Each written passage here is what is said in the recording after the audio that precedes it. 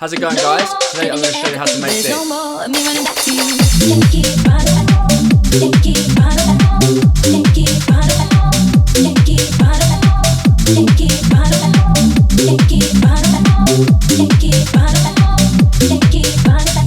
Yes, a pretty chill video today. I'm going to show you how I made that, and also I'm going to be putting an emphasis on how to keep your energy going during a drop. So as you can see and probably hear, there's quite a few sections where I take out the drums and add a few crashes in. This just really helps to keep the drop and the momentum going. Great, so on that subject, let's start by looking at that first. Great, so let's have a look at the effects first. So the track goes on like this, and it's quite a long section, so it's what you call that, 16 bar loop.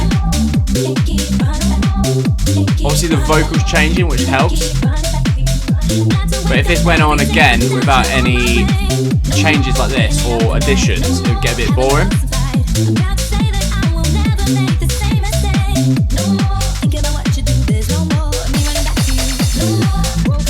So that crash thing here, let's pause it on that quick. It is sort of lets the listener hear that something more is going to come, and although nothing really more does come, a string sort of comes in and a new section of vocal, but it sort of helps to give some emphasis on the next section. And if we have a look at this next part over here,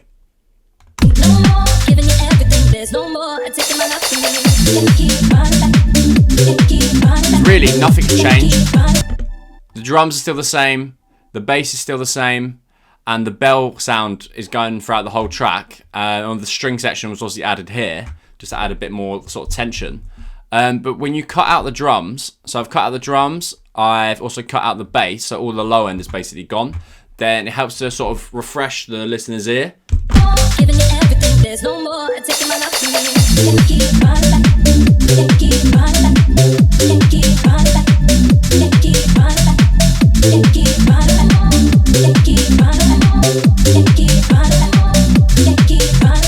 I mean, what you could do obviously is take out this bell, so it sort of feels like there's a little something missing. So I just kept it in the whole time.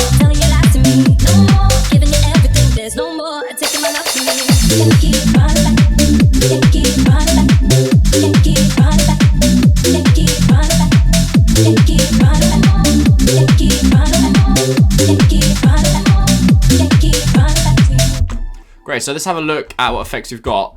These effects are from my Speed Garage Volume 2 pack. You can get that from the link in the description. It's also the same place that the drums are from. I'll move on to those after. But what we've got is this little ragga effect. So it's like a laser zap. We've also then got this crash.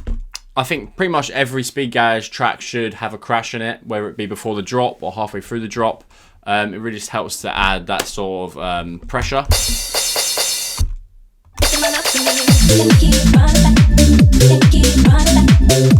Great, so now we've had a look at the effects, let's have a look at the drums and bass. So the drums are just a loop from the Speed Garage pack I said about.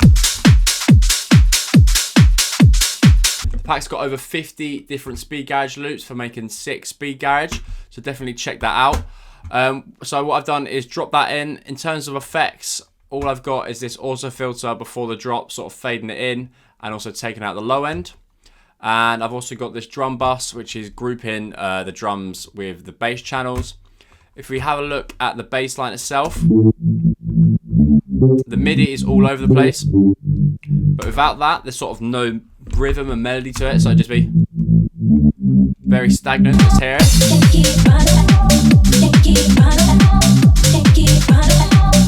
I mean, it works, but it's very monotone. And moving the notes up, so look, this is an A sharp. And that's an A, so this is just an A, and this is an A, this is a C, this is a C, so you're just pitching it up an octave. So what would be there, you're just pushing it up, and I've done exactly the same thing at the end of the bar, so what would be a C, push it up to a C, and it sort of creates that up and down rhythm, and creates a lot more excitement for the listener. Great, so let's have a look at the bass sound itself. It's a preset for my Speed Garage Volume 1 pack, and it's the Think Again Maestro preset. Let's see how we made it. So if you go to oscillator A, I've selected the harmonic morph, so digital harmonic morph. This is also in oscillator B. We've then got this macro 1. You drag that onto the wavetable position of both. As you can see, it should change. I then used the macro over here. So you select it, Serum macro, and you can select the amount. So you can sort of change it throughout the track. And then in the second drop here, I've actually boosted it so it opens up a little bit more. As you can hear, that's more than. And in the drop.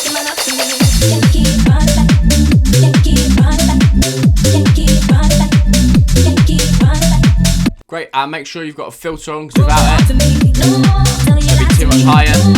You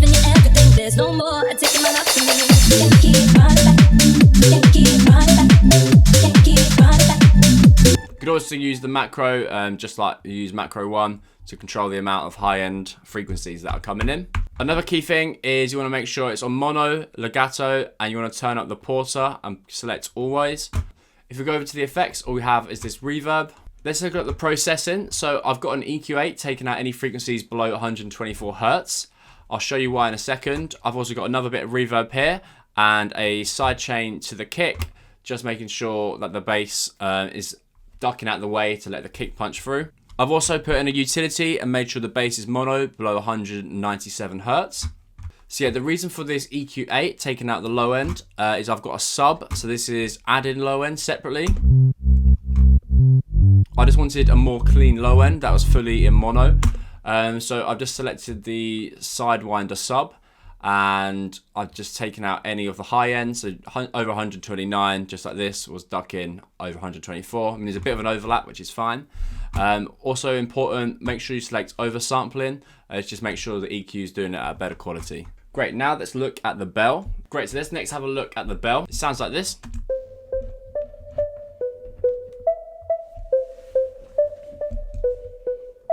Yeah, so this is just one of the presets from my Speed Garage pack.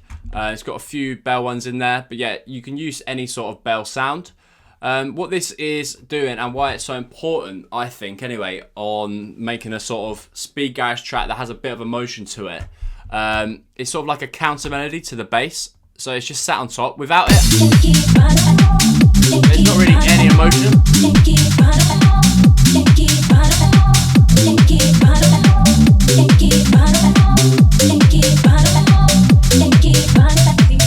So yeah, the melody is just C, D, B, and E. It's very simple, but it doesn't really get in the way of the bass line. Because if you had too many notes flicking around all like this, it's going to sort of get a bit messy. You need something quite simple to sit on top of the bass line so it's not clashing. So yeah, I think very simple bass line, but it really helps to add a bit of emotion to your track. So yeah, definitely try using like a bell or a plucky sound above your bass line, and then writing out a simple bass, or a simple sort of melody like this. From this same bell, I then made an atmosphere. Sounds like this. So this is sort of like an alternative to a pad. It sort of sits in the back. I mean, you can't really hear it, but it fills out those frequencies that need filling.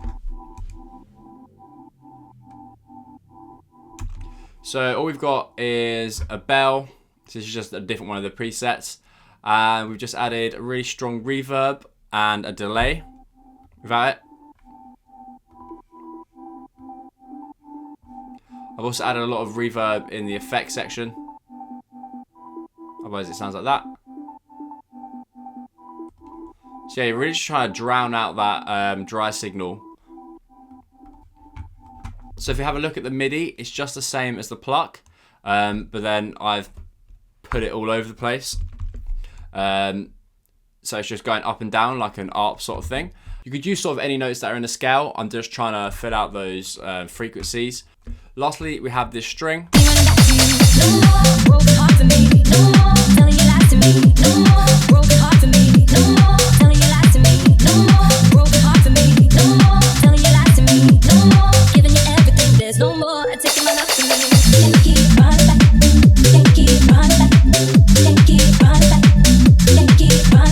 So yeah, strings are used in pretty much every house track, so I thought why not chuck one in the garage track. All it is you get the root note, so A, you can drag it out long. You could also get like a fifth or a third, that always sounds good. And then I've gone for the strings preset, so you go to combi, strings, and just strings 32. That's my normal go-to one from the Korg M1. and then you need to sidechain it heavily, and it's already got a lot of reverb on there from this section here. So just sort of leave that. You can add your own separately, of course, but I just left it, and I'll take out some of the low end. As always, I got the vocal from going to LAI and extracting it. This is the best one that I find anyway, to get the cleanest result when you're trying to take a vocal from a track. Great guys, thank you very much. I hope you enjoyed that video. I will see you next week. Cheers.